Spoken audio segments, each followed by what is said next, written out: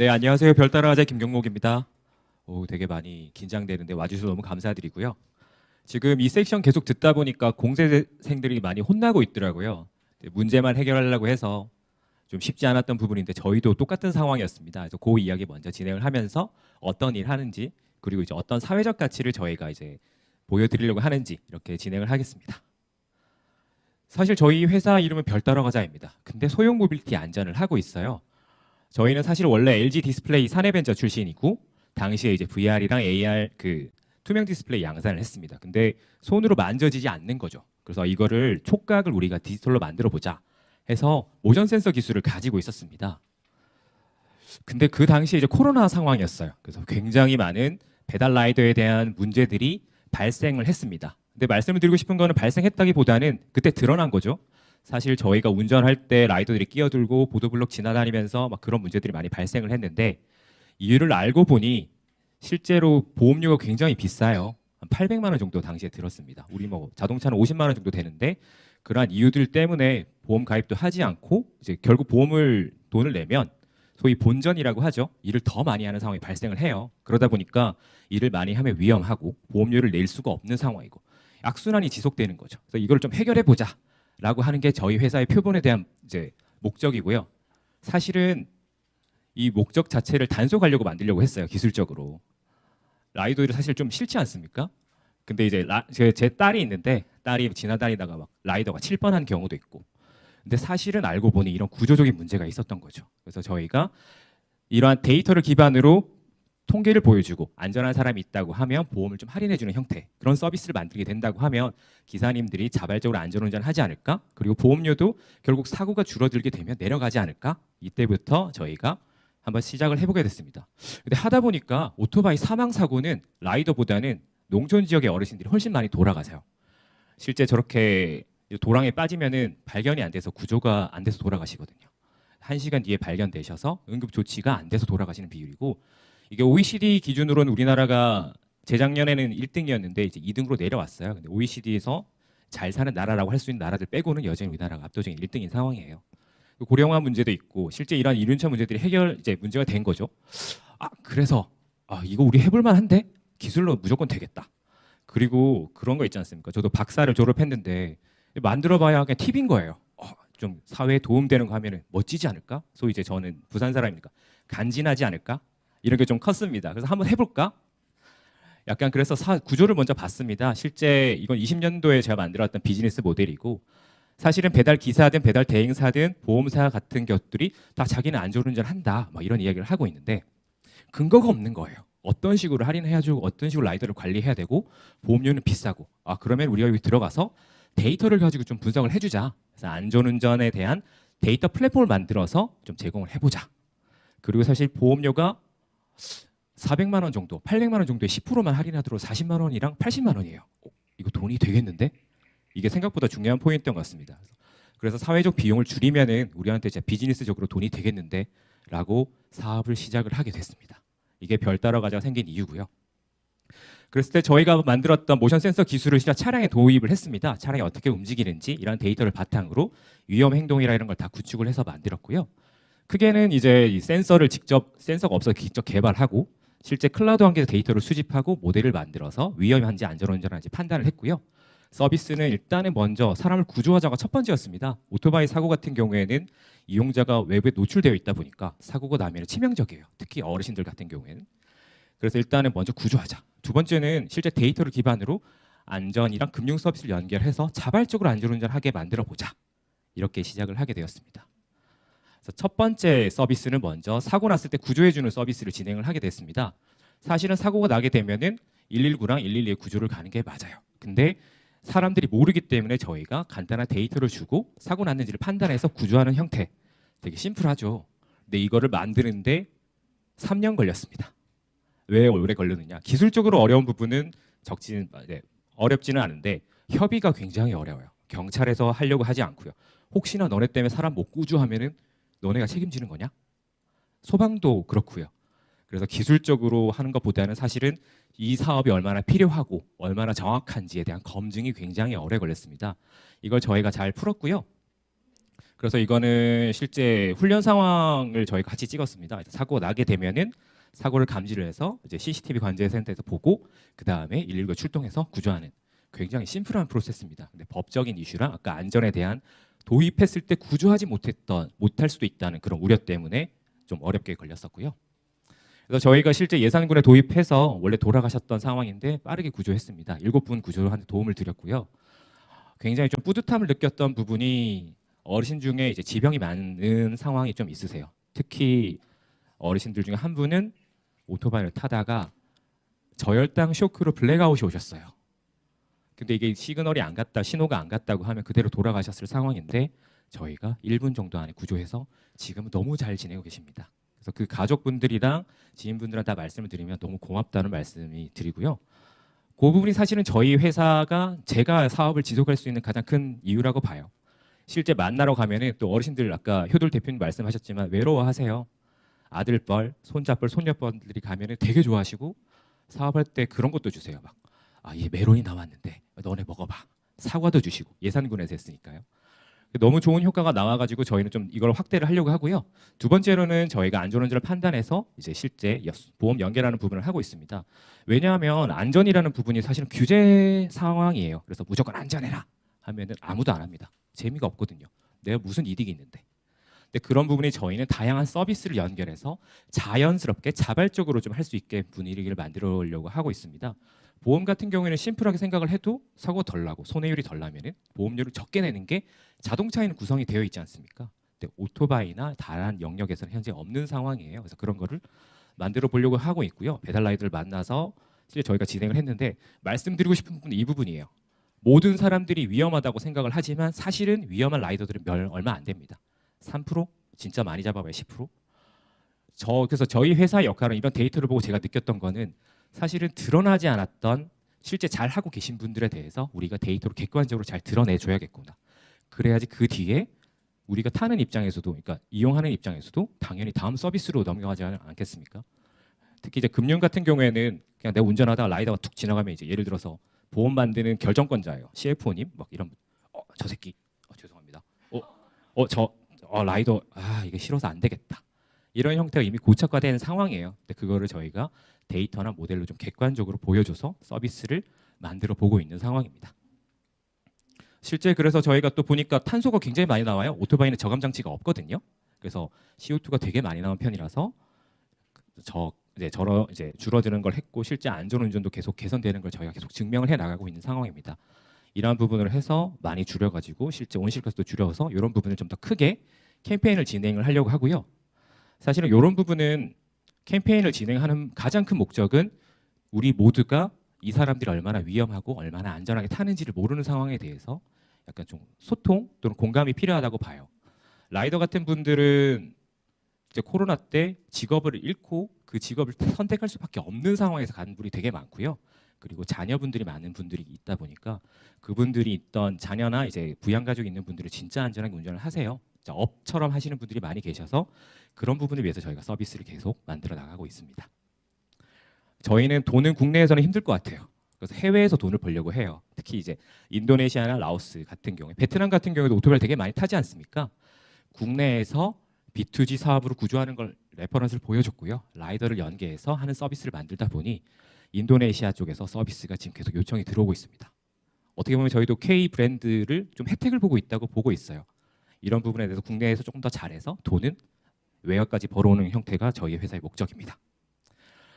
그래서 저희가 사실은 많은 협업 포인트가 있습니다. 라이더도 있고요. 지자체도 있고요. 이러다 보니까 이러한 부분을 어떻게 좀 가치를 전달할까가 굉장히 중요한 부분에서 이러한 사회적 가치를 재무적 가치로 바꾸는 게 굉장히 중요합니다. 특히 이제 의사 결정을 하시는 위에 계시는 의원님, 대통령까지는 안 가겠지만 거기 있는 분들 얼마를 투입해서 얼마가 나왔느냐.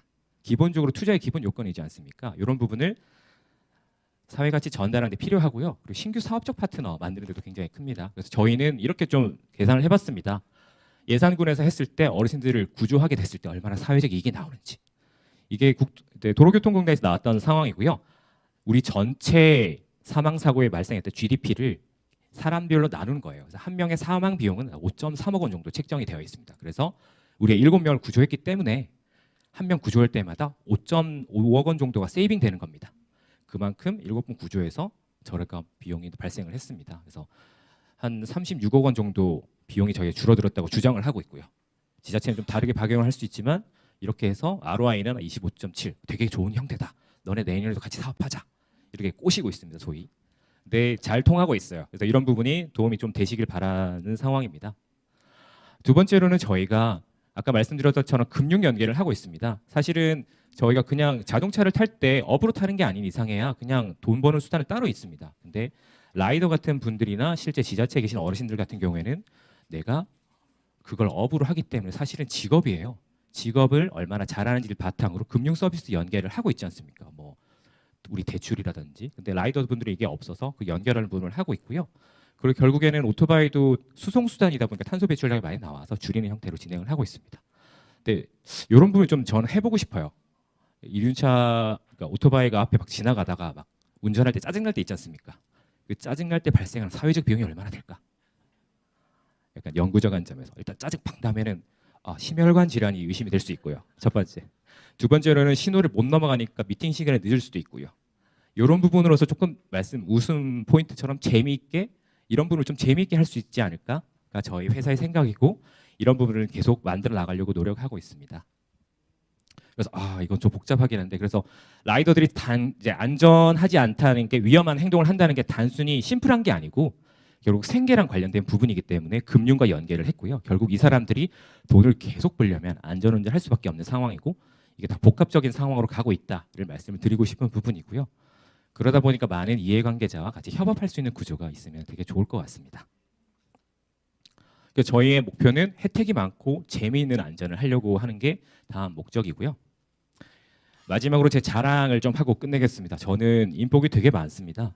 이 사업 자체가 쉽지 않은 사업이에요. 이제 오토바이를 뭐 붙이려고 하면 민원인이 일단 들어오죠. 이걸 왜 붙여야 되니? 할머니는 싫은데 나는 왜 붙여야 되니? 부터 해서 굉장히 많은 상황이 있었는데 그 모든 상황들이 그 사람 덕분에 저희가 다 해결을 했습니다. 진심으로 이 상황에 대해서 공감하고 필요하다는 분들이 많이 계시고요. 그런 분들 덕분에 저희가 사업을 지속하게 되었고요. 저희는 오늘 만났던 분들도 충분히 저의 인복을 같이 닮아가서 우리가 같이 사회를 좋게 만들었으면 좋겠습니다. 네, 여기까지 발표를 마치겠습니다. 감사합니다. 네, 감사합니다. 그럼 저희 바로 이어서 패널 토크 진행할 예정이고요. 김경목 연사님과 함께 브라이언 임팩트의 이수연님, 이효은님 함께 패널 토크 진행해 주시도록 하겠습니다. 네, 안녕하세요. 패널 토크에서 모더레이팅만 하려고 온 브라이언 임팩트의 이효은이라고 합니다. 반갑습니다. 네, 저는 브라이언 임팩트는 조금 이따가 소개를 좀 드리겠지만 저희 기술로 사회 문제를 푸는 사람들을 항상 찾고 있는 그런 조직이고요. 저는 거기에서 이제 AI 사업을 담당하고 있습니다만 오늘은 모더레이터로 여기에 참여하게 됐습니다. 아까 이제 경복님 발표를 너무 잘 들었고 이제 배달 라이더도 저도 약간은 은연중에 좀 적대시하고 저의 통행을 방해하는 이렇게 나쁜 그런 사람도 생각했던 것 같은데 사회 구조적인 문제에 대해서는 많이 생각을 이제 못했던 것 같아요. 굉장히 발표 인상 깊게 잘 들었고 아까 그 경복님 개인에 대해서도 살짝 소개를 해주시면 좀 좋을 것 같아가지고 소개 좀 부탁드리겠습니다. 네, 안녕하세요. 저는 저도 카이스트 신소재공학과 개발자 출신입니다. 그래서 개발을 하고 LGD 가서도 개발을 하고 사회 문제를 해결해보고자 진짜 그 마음으로 나오긴 했습니다. 네, 이제 돈을 조금씩 벌고 있고요. 그래서 이게 사회적 문제를 해결하는 것도 돈이 된다라는 말씀을 꼭 드리고 싶어서 그래서 기술자분들도 조금만 이제 사회 문제를 관심을 가진다고 하면 더 빠르게 변할 것 같다고 생각이 들어요. 네, 그리고 옆에 계신 분도 소개 한번 부탁드리겠습니다. 네, 안녕하세요. 저는 그 경목님과 같은 사회혁신가를 발굴하는 사업을 브라이언 임팩트에서 하고 있고요. 브라이언 펠로우 사업 담당하고 있는 이수연이라고 합니다. 반갑습니다. 네, 그 이제 말씀 나온 김에 이제 저희가 같이 일하는 곳이죠. 브라이언 임팩트에 대해서 좀 소개를 수연님 해주시면 좋을 것 같은데요. 네네.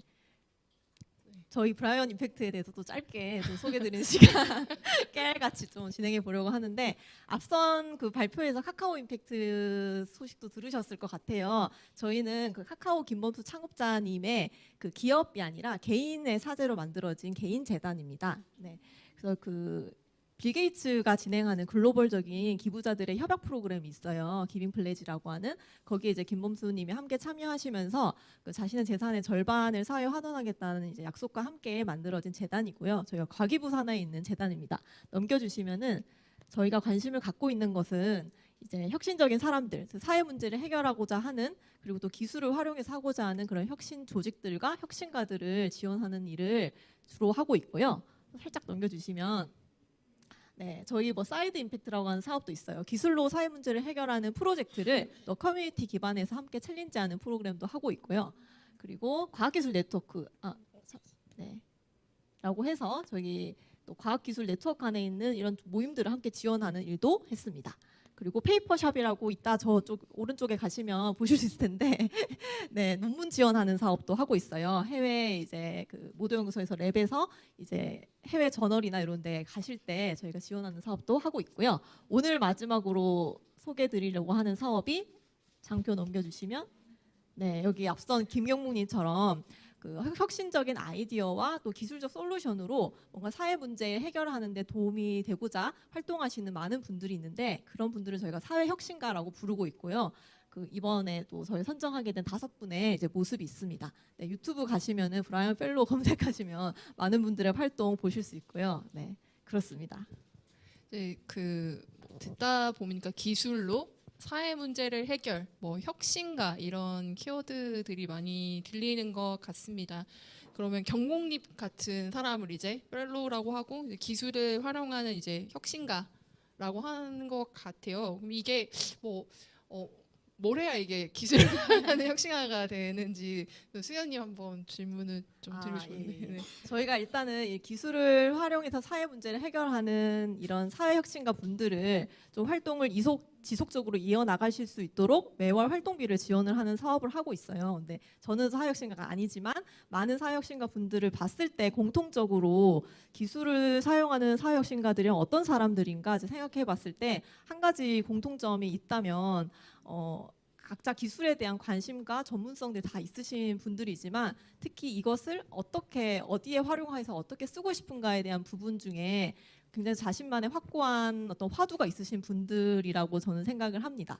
네, 각자 뭐 살아가는 인생 속에서 혹시 아니면 관심했던 문제들을 그 기술적 솔루션을 접합했을 때 좀 더 나은 세상을 만들 수 있지 않을까라는 다 질문들을 가지고 계시고 여기 많은 분들이 계시지만 여기 계단 푸셔 클럽의 박수빈 펠로우님 같은 경우에는 그 이동 약자에 대한 문제를 이제 저희가 가지고 있으면서 어떤 장소에 갈 때 이동 약자들이 장소에 대한 데이터나 이런 것들이 검색해서 너무 찾기가 어려운 거예요. 왜 이렇게 이동을 할 때 어려워만 할까? 이런 문제의식을 가지고 타다의 서비스 기획자로 일하셨던 분이신데 이것을 어떤 프로젝트로 시작을 하셨던 분이세요. 그러면서 저희 앞서 어떤 사이드 임팩트라는 프로그램도 함께 참여하시고 그것이 사이드 잡이 아닌 현업으로까지 이제 넘어오시게 되면서 비영리 조직으로도 이렇게 운영을 하시는 분도 계십니다.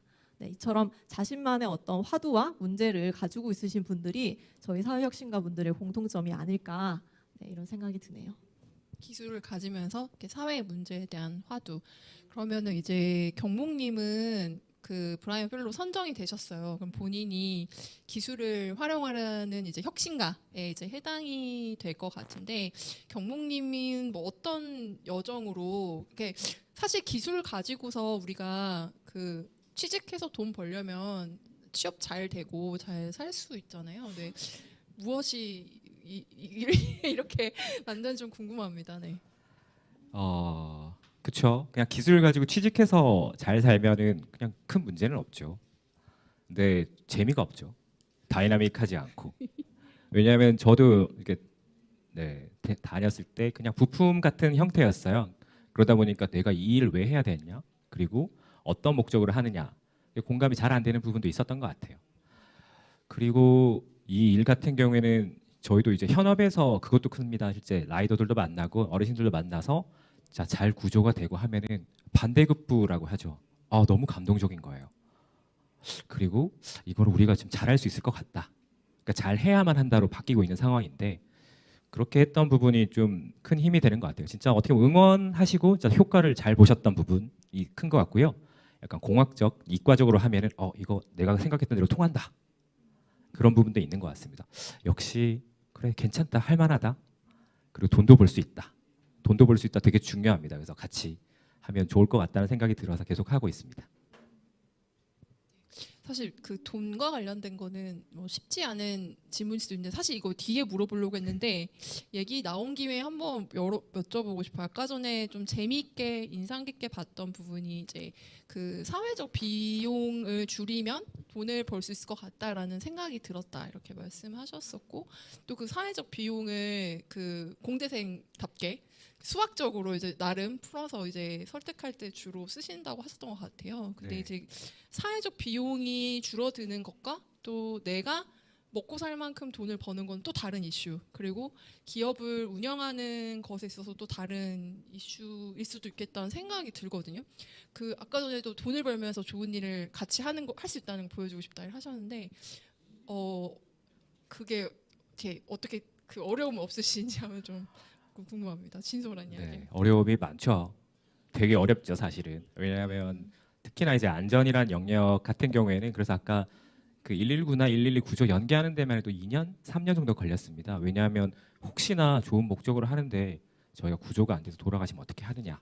굉장히 큰 챌린지입니다. 근데 저희가 이것만은 꼭 해야지만 그 다음을 할 수 있어요. 일단 사람을 구조하는 게 첫 번째라고 생각을 해서 하고 있고요. 그래서 약간 B2G 사업 관점에서는 저희가 약간 보조 사업처럼 좀 만들어지고 있는 상황이라서 그건 좋게 됐고요.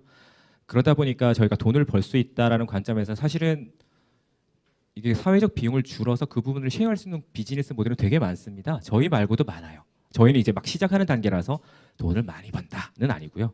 이제 돈을 벌고 이제 잘할 수 있다는 걸 이렇게 증명하는 게 가장 큰 중요한 목적이라고 보고 있습니다. 근데 실제로 사회적 비용을 아껴서 돈을 벌고 있는 것이 생각보다 있습니다. 그러한 부분에 대해서 조금 더 관심을 가져주셨으면 하는 바람에서 말씀을 드렸습니다. 어렵긴 어렵습니다. 근데 재밌어요. 이렇게 그 전도를 하시려고 하셔야 텐데 전도가 좀 될지 모르겠네요. 그러면 이제 수연님은 사실 이제 경목님 외에도 기술로 이제 사회 문제를 해결하려고 하는 분들 이게 펠로우가 지금 5기니까 사실 앞에도 있었고 이제 새롭게도 발견하시고 할 텐데 그런 분들의 관점에서는 이렇게 돈 벌기, 사회에 좋은 일 하기, 뭐 이런 것들 양립 가능할까요? 어떻게 보시는지 좀 궁금합니다.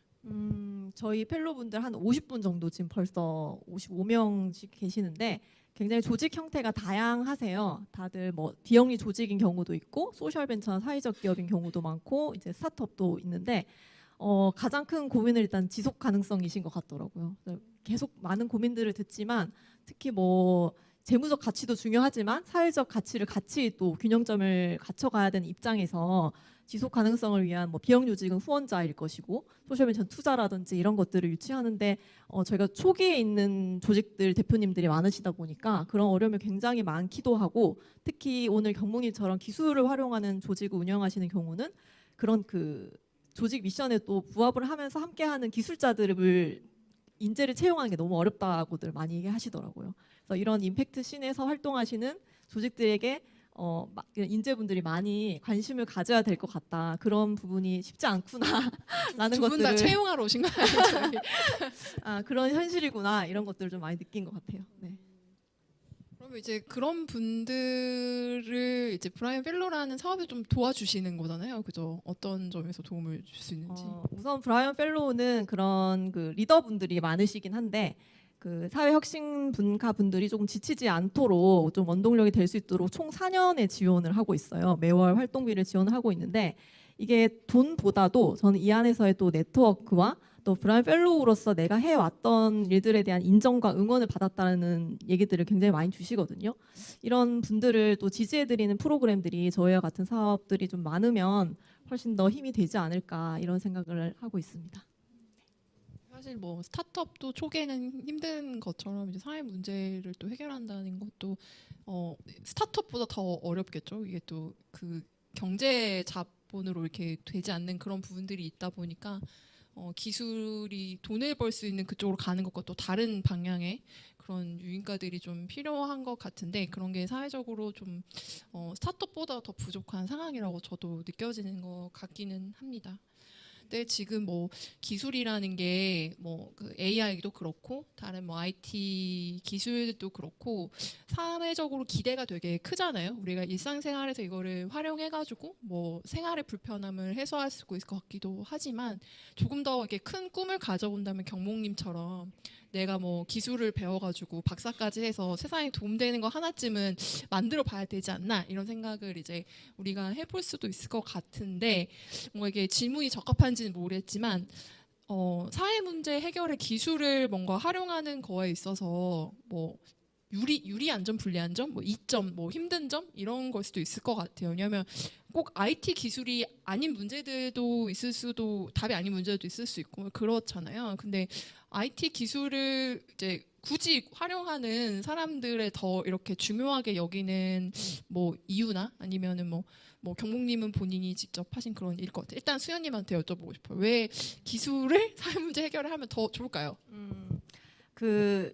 저는 많은 사례들을 또 소개드릴 수 있으니까 저희 펠로우님 중에서 지금 중간에 정택수님이라고 네스파라는 사업을 운영하시는 분이 계세요. 이분은 해양 바다의 오염 문제 중에 버려지는 폐어망 있죠. 폐어망 문제에 대해서 오랫동안 이제 관심을 갖고 있었고 여기서 이제 고순도 나일론을 추출하는 기술로 이제 업사이클링을 할 수 있는 사업들을 하고 계시거든요.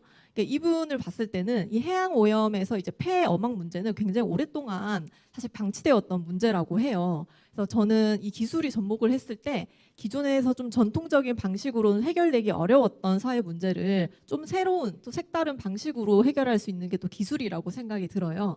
그래서 굉장히 뭐 기술의 어떤 정말 높은 기술, 어떻게 하면 더 깊은 기술 이렇다기보다는 그 펠로우들의 그 아이디어 있죠. 이 문제를 이렇게 접근했을 때 어떤 변화가 있을 수 있을까? 이런 것들을 가능하게 하는 좀 혁신적인 아이디어라는 측면에서 기술에 대한 관심이 계속해서 가고 그래서 다 다루시는 활동들을 보면은 엄청난 기술도 있지만 엄청나지 않아도 이 사회 문제랑 접합했을 때 굉장히 새로운 또 잘 해결될 수 있는 그 영역을 발견하시는 거거든요. 근데 그런 측면에서 기술에 대한 관심이 저희도 계속해서 있고 기술을 활용하는 펠로우들이 더 많아지면 좋겠다. 네, 이런 바람을 계속 하게 되는 것 같아요. 꼭 뭐 로켓 사이언스 이런 게 아니어도 사회 문제와 핏하게 맞는 기술을 더 관심을 이제 가지고 그런 것들이 이제 문제 해결에 다른 그 뷰를 제공할 수 있는 그런 것 같네요. 네. 그리고 불리한 점도 아까 얘기하셨는데 네.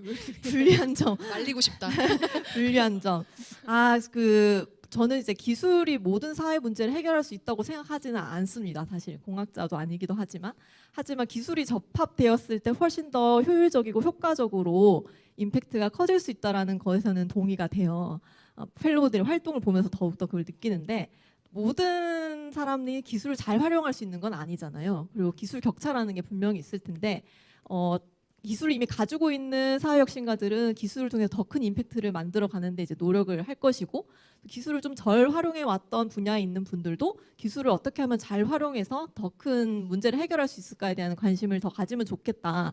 이런 측면에서 봤을 때 아마 앞선 강의 좀 들으신 분 중에는 카카오 임팩트의 테크포 임팩트 사업 이제 들으셨을 텐데 그런 활동에 지금 저희 브라이언 펠로우 분들이 많이 참여하고 계시거든요. 그런 기회들도 또 하나의 노력일 수 있겠다. 그래서 불리한 점은 기술에 대한 격차지만 이거를 어떻게든 기술을 가지고 있는 사람도 기술을 가지고 있지 않은 사람도 잘 활용할 수 있는 어떤 그런 도구가 되어야 되지 않나 이런 생각은 하고 있습니다. 문제를 해결하기 기술을 도입했는데 오히려 그것 때문에 좀 액세스가 떨어지는 경우도 있어서 그게 우려가 되신 것 같아요. 그럼 경몽님은 실제 이제 하고 계실 텐데 마이크가 좀 이상하군요. 하고 계실 텐데 기술을 해가지고 지금 B2G 사업도 하시고 이렇게 하실 텐데 IT 기술과 B2G 어려운 점 무엇이었고 이걸로 또 해결 못했는데 한 건 어떤 것인지 좀 궁금해요. 어려운 점을 해결 못한 거는 너무 오래 걸릴 것 같고요. 기술만으로 해결되지 않는 문제가 분명히 존재합니다. 이제 기술에 대한 도입의 우려도 있고요. 이게 기술이 정확하게 잘 작동하느냐에 대한 우려도 있고요. 그렇기 때문에 그걸 어떻게 계속 증명해 나가냐가 저희가 해야 될 거라고 생각을 하고요. 근데 그거를 생각했을 때 장점이 너무 뚜렷합니다. 저희가 이제 특히 AI 같은 경우에는 이미지나 이제 텍스트 기반에 굉장히 많이 나와 있지 않습니까? 이미 데이터화 되어 있어요. 그렇기 때문에 그 데이터가 있기 때문에 많은 엔지니어나 기술을 하는 사람들이 개발을 하는 상황입니다. 하지만 그 이외의 영역, 예를 들면 자동차의 데이터는 되게 많은데 소형 모빌리티, 뭐 이륜차라든지 전동 휠체어 쪽, 혹은 이제 언어가 잘 안 보이시는 분들에 대한 그런 서비스, 그런 것들은 사실 그 데이터 자체가 없어요. 그러다 보니 관심을 제고할 수 없는 상황입니다. 그래서 그러한 부분 일단은 관심을 가질 수 있게 만드는 게 저희의 첫 번째 목표라고 보고요. 두 번째로는 거기서 나왔던 데이터들을 바탕으로 많은 사람들이 관심이 가지게끔, 그래서 돈이 된다는 말씀을 계속 드리는 게 이게 진짜 돈을 벌릴 수 있게 만드는 구조를 만들면 판이 커지지 않겠습니까? 그런 상황에서 하는 거고요. 그리고 결국에는 소형 모빌리티 관점에서 말씀을 드리면 저는 자율주행 차를 믿기는 한데 당장 될 것 같지는 않아요. 뭐 언젠가는 저희 부모님도 저희 딸도 있는데 퀵보드를 타고 전동 휠체어를 타시겠죠. 근데 그때 안전이 보장되지 않으면은 제가 어떻게 잘 안전을 하는 사람으로서 괜찮을까 생각이 드는 거죠. 최소한 그 안전이 보장되는 부분까지만 가자가 저 개인적인 생각입니다. 어려운 점은 많지만 네, 해야 됩니다. 해야 됩니다. 해야 됩니다. 그럼 네. 저희가 생각보다 질문을 빨리 소진했어요. 좀 시간 많이 남았는데. 성공했네요. 아, 네, 성공했네요. 그냥 그 경목님 그러면은 그냥 이거 예정에 없는 질문이지만 아까 이제 잠시 발표 중에 근데 한국은 조금 돈 벌기 힘든 것 같다. 해외에 주로 하고 있다 이런 얘기도 하셨어요. 네네. 네, 그거 가지고 해외 진출한 이야기도 조금 나눠주시면 도움이 네. 되지 않을까요?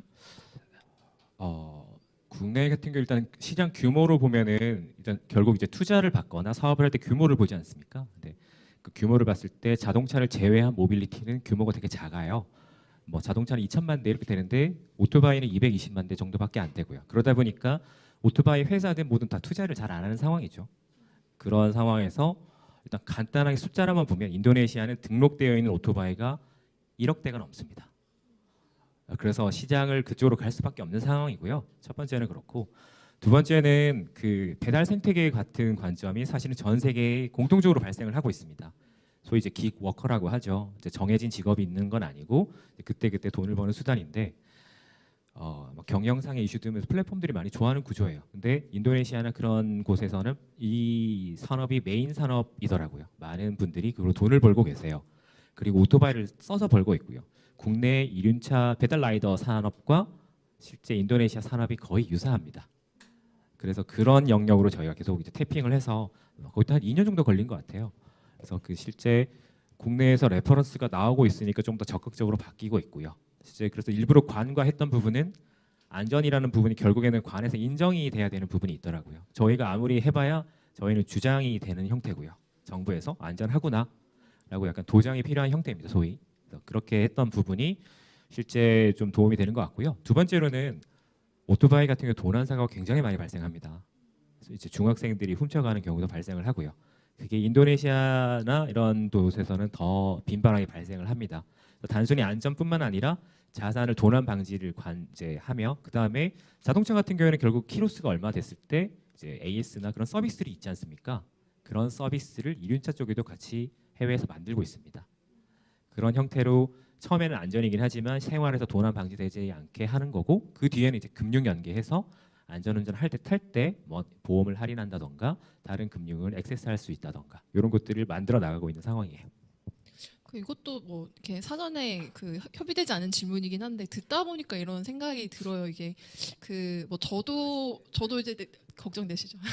저도 이제 사실 테크 업계에서만 일을 했고 이제 비영리 조직에서는 뭐 이렇게 하는 그런 거는 길진 않은데 경목님이 사회 문제를 발견하고 그 문제에 접근하는 방식이 되게 티피컬한 비영리 방식과 차이가 좀 많이 난다라는 거 느껴지거든요. 뭔가 처음에 동기는 사회적인 문제에 되게 뾰족하게 했음에도 이제 이것이 돈이 되는 것도 보여줘야겠다 이런 생각을 이제 하면서 영역도 확장하고 글로벌도 진출하고 있구나 이런 생각이 저 문득 들었는데 또 이런 면에 있어서는 약간 그 사회 문제 결국 아까의 질문과 비슷할 수도 있는데 누군가 약간 이게 문제 해결을 위한 게 맞아? 뭐 돈 벌려고 하는 거 아니야? 이런 질문도 누군가는 할 수 있지 않을까 싶은 생각이 드는데 물어도 되나요? 이런 질문? 아 그럼요.